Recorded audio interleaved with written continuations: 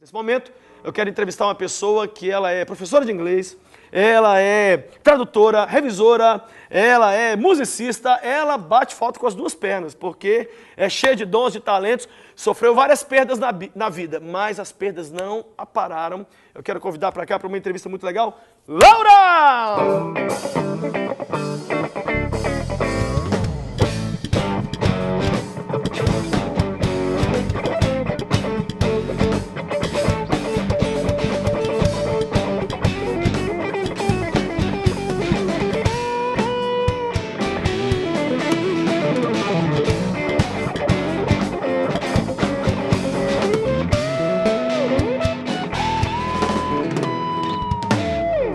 Laura, seja bem-vinda ao programa. Muito obrigada, muito Estou obrigada. muito feliz de te receber esse violão, porque toda vez que vem um violão junto tem música. Tem. Então você vai cantar aqui, vai adorar a Deus conosco.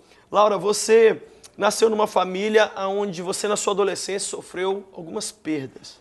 Sim. E a gente conversando aqui antes do programa, eu já me identifiquei com você, com a sua história, porque aos 14 anos eu perdi minha mãe. Você perdeu primeiro seu pai, não foi isso? Foi. Eu tinha 13 anos na época. E foi uma perda, na verdade, assim, eu já cresci como filha de pais divorciados. Então, de certa forma, o lar já estava um pouco separado. Eu e minha mãe éramos muito próximas. Eu era aquela chaveirinho da mãe, que fica uma criança um pouco mais precoce, porque a melhor amiga dela é a mãe dela, que é uma pessoa adulta, intelectual. Minha mãe era uma mulher muito intelectual.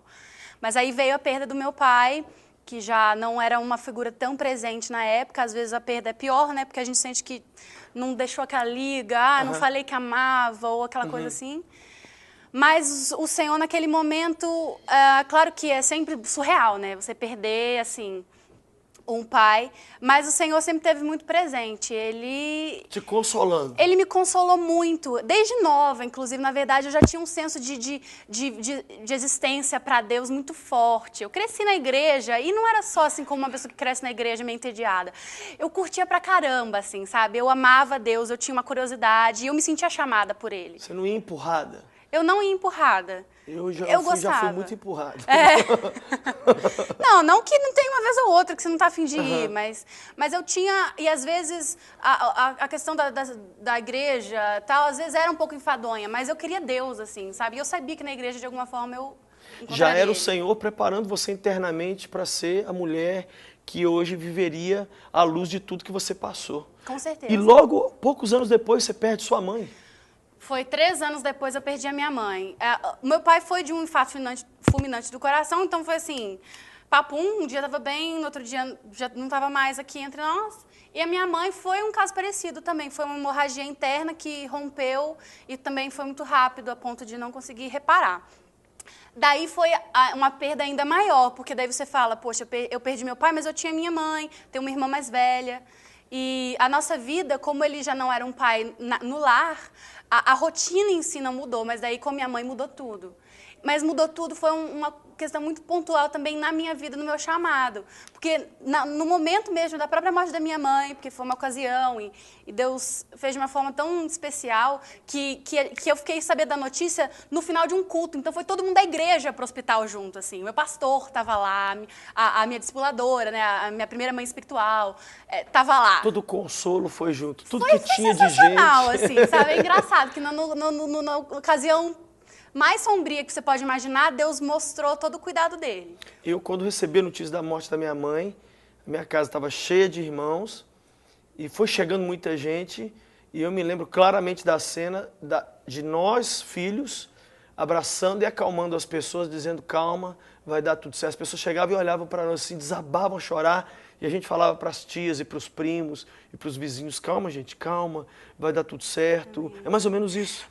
Eu conselhei várias pessoas no velório da minha mãe, de Parece alguma que forma. Nunca mais eu li a Bíblia que fala consolador do mesmo jeito. Hoje eu sei o que é consolador. E também você fica com uma nova compreensão do que é morte, né? Porque Deus, ele não se deixa amedrontar pela morte. A morte física, para ele, é uma coisa que... Ele já disse que seria passageiro. A gente que se desespera, a gente sofre a perda. Por isso que, para mim, na minha jornada, da minha compreensão de Deus, foi, assim, um momento X, de eu entender a questão das coisas espirituais, de eu não me abater por aquilo, que eu saberia que eu teria uma jornada aqui, focar nas coisas eternas. É uma perda? Claro, é uma perda. Mas eu não deixei meu coração se ofender contra Deus. Eu não me voltei contra Ele, eu me voltei para Ele. Olha que lindo, eu não me voltei contra Ele, eu me voltei para Ele. Ele é tudo que eu tenho. Ele já Mesmo era com tudo os pais que eu tenho. vivos. Sim, já era. Eu oro muito assim, eu falo com Deus antes de eu viajar, eu falo, Deus, cuide da minha família, porque comigo aqui em casa, ou sem eu aqui, a única coisa que eles têm é o Senhor. Eu, se bobear, vou mais atrapalhar. Então, o Senhor cuida da minha família e eu viajo em paz. Agora, só para a gente encerrar o assunto perdas, você também viveu uma situação de estar quase casando, de viver um noivado, e esse noivado não se concretizar. Não. Foi uma terceira perda emocional, né, perda no âmbito sentimental para mim, que para mim eu coleciono, digamos assim, juntamente com a perda do meu pai e da minha mãe, porque foi um baque muito forte. A gente sabe que a questão afetiva mexe muito na nossa noção do que é amor, na nossa noção de intimidade. Mas aí foi um terceiro grande marco na minha vida, porque Deus também me guardou de uma forma muito especial. Ele sofreu a perda junto comigo. Eu literalmente experienciei um consolo de Deus falando, filha, eu tô com você, eu entendo a sua dor. Jesus é aquele que sabe se compadecer de todas as nossas dores, todos os nossos momentos ruins, né? E daí aconteceu mais uma grande transformação na minha vida, que foi até, tipo assim, eu me descobri em Deus. Às vezes a pessoa acha meio clichê, fala, ela se descobriu. Mas não, foi literalmente um momento de dor, de vale, que a gente encontra Jesus naquele momento mais para falar com você a sua identidade, quem você é, independente das circunstâncias. E eu fui me transformando numa outra pessoa. Eu perdi peso, exteriormente, assim, eu me transformei numa outra pessoa. Muito. Eu mudei muito, Lucinho. Se vocês tiverem uma foto para passar depois, para mostrar pro pessoal, eu mudei muito, não foi planejado, não foi aquela coisa assim, agora eu vou me reinventar. Tipo assim, terminou o pinto o cabelo. Não, aconteceu. Eu literalmente, depois dessa perda, eu passei dias, assim, no meu quarto com Deus, para eu conseguir processar o que tinha acontecido. E eu tive vários encontros com Deus, encontros sobrenaturais mesmo, com o amor dele, que eu ouvi ele falando coisas pra mim, a respeito da minha identidade, a respeito do meu destino nele. E aquilo foi mudando em mim. Eu comia muito por ansiedade. Eu fui descobrir que eu havia sido liberta, digamos assim, desse vício de comer, quando Deus estava literalmente, simplesmente moldando a minha identidade. E você perdeu peso? Daí eu fui perdendo peso, porque eu antes comia muito por ansiedade. Então eu era uma menina gordinha, que gostava de comer pra suprir alguma coisa emocional, né? Que quase toda mulher faz. Então essa mudança não foi simplesmente física, foi toda, psicológica, foi espiritual, toda. Foi de dentro para fora. Na verdade, eu não planejei perder peso. É o que eu tô falando. Não foi assim, agora eu vou me tornar uma mulher mais atraente. Ou, pelo contrário, Deus não quer fazer uma repaginada da gente de fora para dentro e a nossa identidade ainda está pautada na beleza ou num sistema de aparências. Não, Ele quer transformar a gente de dentro para fora. E foi o que Ele fez comigo. Isso, que lindo isso. Porque muita gente hoje está muito grilada com o físico e assim, se sentindo até incapaz de cumprir o chamado de Deus, porque se olha no espelho e odeia o que vê, E a gente sabe que assim, eu fiz aniversário recentemente, se tem uma coisa que Jesus não está preocupado é com a nossa idade, não está preocupado com a nossa aparência, Ele não se limita a nada disso, e Ele vai fazer o que Ele quiser, do jeito que Ele quiser, na hora que Ele quiser. Antes de você tocar, eu ainda tenho que te fazer alguma pergunta. Uma pergunta é o seguinte, em que isso desembocou? Que mulher está aqui diante de mim? Que pessoa que é você? Professora de inglês, você é musicista, é tradutora, e esse tanto de coisa veio da onde? Você não entrou para um casulo e ficou trancada, não? Então... Você fala inglês, dá aula de inglês? Eu dou aula de inglês, eu faço tradução, mas recentemente eu cheguei a estudar letras na Federal de Juiz de Fora um tempo, depois vim para Belo Horizonte. Mas aí hoje eu já exerço essa profissão de edição, de texto, tradução. E inglês sempre teve presente na minha vida toda, eu sempre gostei, como eu era menina de apartamento, na infância, adolescência, eu era muito... Vendo as séries americanas? Vendo as séries americanas, Friends, Gilmore Girls, aquelas da época. E aí eu aprendi inglês meio que nessa vivência, assim. E inglês da escola, sempre gostei, e daí hoje é a minha profissão. Eu vou fazer uma comparação, não sei se você vai gostar, mas você é como se fosse um carro que sofreu algumas batidas, perdeu um para-choque, perdeu um pneu, mas não parou. Não. Você não parou, você continua andando. Porque muitas pessoas que eu converso hoje, Laura, eles usam a desculpa perfeita do arranhão que fizeram nele para estacionar e falar assim, quem vai vir aqui cuidar do meu arranhão? Eu tô tão dodói, quem vai me ajudar? Mas é uma Ferrari, tá com o tanque cheio, mas não anda, tá ali parado. Ou você fez teatro, ou eu tô diante de uma pessoa que tá assim, que é viva, que tá alegre, que tá com Deus, que tá realizando, vivendo o melhor momento. Você tá assim realmente? Sim, com certeza. Não vou falar que a questão da autopiedade, que é esse sentimento que você falou, né? Ai, uma coisa. É claro que uma pessoa que passa por perdas e coisas assim, vai ser super tentada na autopiedade. E eu acho que foi vencer a autopiedade que fez toda a diferença. Porque daí você quer ficar naquela autocomiseração, se alimentando daquela perda, procurando quem que vai me consolar. E aí você encontra um Deus que ele é tudo que você precisa. E quando você não se ofende contra ele, não se volta contra ele, mas se volta para ele, ele vai estar ali. E ele vai falar para você de um destino de uma vida que você não precisa, às vezes, das coisas que você perdeu para você estar de pé junto com a força que ele te dá. Glória a Deus, que lindo. Você podia cantar isso pra gente? Eu podia. Pega aí agora esse violão. Com certeza. E canta uma canção aqui para nos abençoar. É em inglês?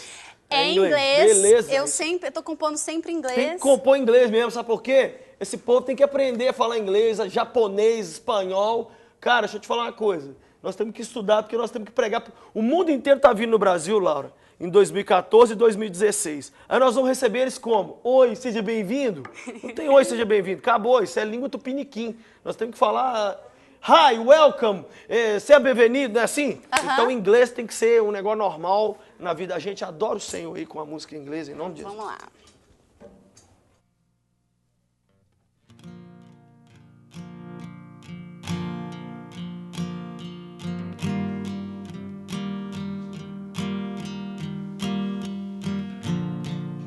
Owner of my heart, owner of my deepest longings, truthful to my hopes, knower of my soul, I bear myself to you. I bear myself to you.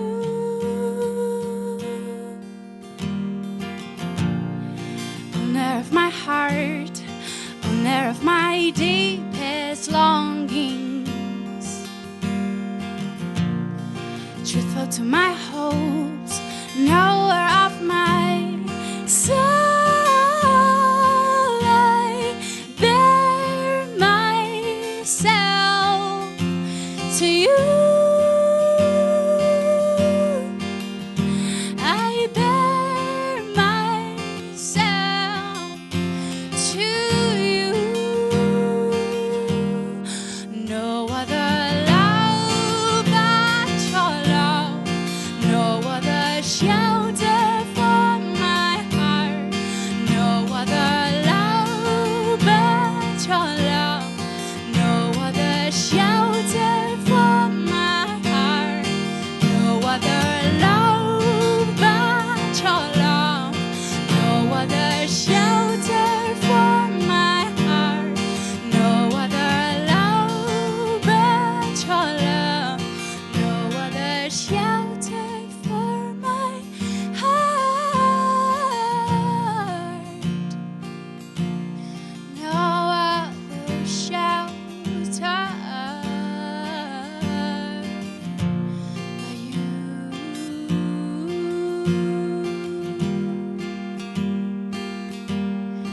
I bear myself to you, to you. I bear myself to you. No other love but your love, no other shelter